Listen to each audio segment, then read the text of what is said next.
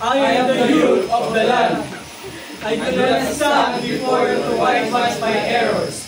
I admit the accusations heard against me are in great part true.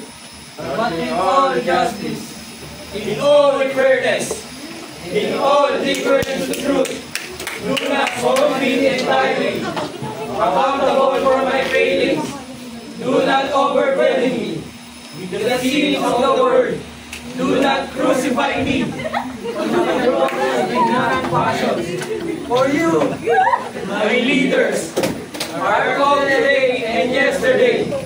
Yours was the youthful that first saw the light of the freedom dawn. Mine is the youthful spirit that sees the light of liberty clearly. Yours was the hand that struck at the heart of fire. mine the hand towards the gate. Do not drain me to a leadership that cannot be mine. Do not show me an indolence I can never afford. Do not accustom me to an arrogance I should never enjoy. Do not lead me into a way of life I should never know.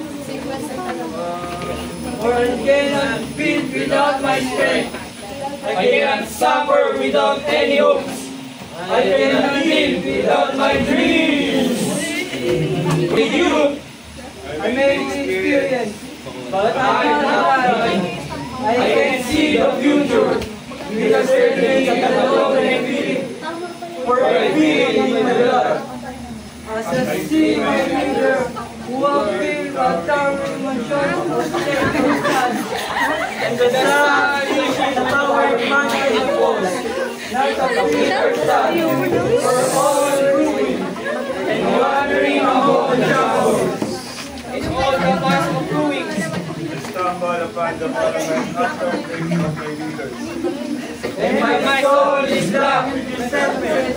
And I curse them with a heritage that only you possess. As I stay in the deep silent where, may your memory be done by my destiny. and the future become bigger and more famous in its greatness. As comes closer and grows more terrifying in certainty. And I am alone in my youth.